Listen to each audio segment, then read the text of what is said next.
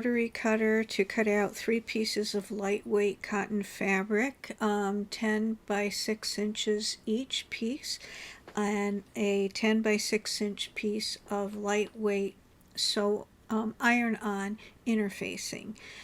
And I'm ironing each piece to get ready for the process, and this is going to be the pocket, so I'm ironing that in half lengthwise. And then this is going to be the front of the Needlebook, so I'm going to iron the interfacing onto the wrong side of the front of the Needlebook. I wanted to have a ribbon to tie a bow onto the Needlebook to tie on the embroidery scissors when I put them in it. So I was just figuring out exactly where I want to place that and making sure that it was above the pocket. And then I'm using a dressmaker pin just to pin it on till I get to the sewing machine. A lot of times I like to add vintage lace to my Needlebook, so here I'm just taking a piece of vintage lace and pinning it on with, again, straight dressmaker pins, and then just cutting that off. And here I am at my sewing machine, and I'm just going to make a few stitches to hold that ribbon in place so that I can make a bow and tie on my embroidery scissors when I put the whole Needlebook together. And I'm just using a straight stitch throughout this whole project, and I'm just sewing down the lace, vintage lace, onto the front of the Needlebook. And once I get to the end, I will turn it and make another row of straight stitches, and I typically use a small stitch, very small stitch. I did have some labels for my Needlebooks, and I'm just sewing them on here. So if you have any kind of label like handmade by you, if you wish to add it, you can add it here. If not, it's nothing that's necessary to do.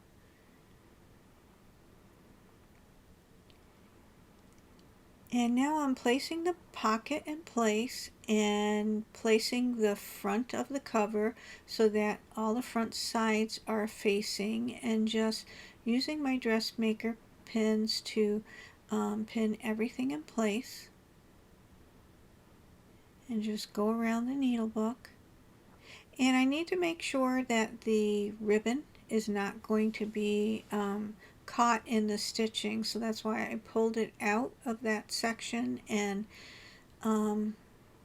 making sure that it's not caught up where I'm going to be sewing. And now I'm tucking it all the way in and putting a pin there.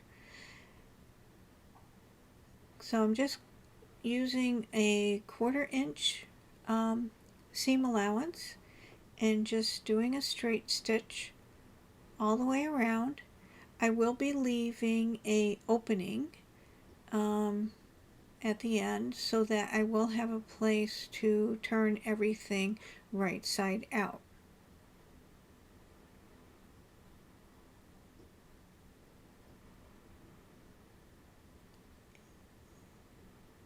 And there I left my opening, and I'm just snipping off the threads, and I'm using a pinking shear to neaten up all of the seams, and just leaving that an extra section for where that opening is.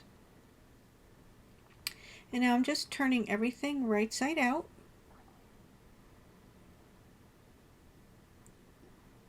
And one of my favorite tools is a chopstick, and I'm using that to make sure all the corners of the Needlebook are all the way out the way they should be.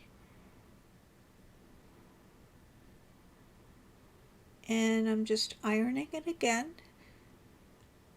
making sure everything's nice and neat, and giving me nice creases so that I can do a little top stitching around it, and that will also close the opening. So I'm just making a small seam allowance there, you know, for the top stitch, and I'm just using a straight stitch again and just going all the way around, making sure I don't catch that ribbon in any of my stitches. And what I like to do is leave the opening in the back of the needle book so it's not so visible when you're looking at the front of it. And now that that's sewn, I have a piece of felt that I cut 7 3/4 times 5 inches, and I'm just going to sew a seam in the middle to hold the felt in place, and that's where you can put the needles in. And now that the sewing part's done, I have a stamp, a little angel stamp, and I just used some archival ink in sepia from Ranger Ink and just put that on the front and give it a sweet little look.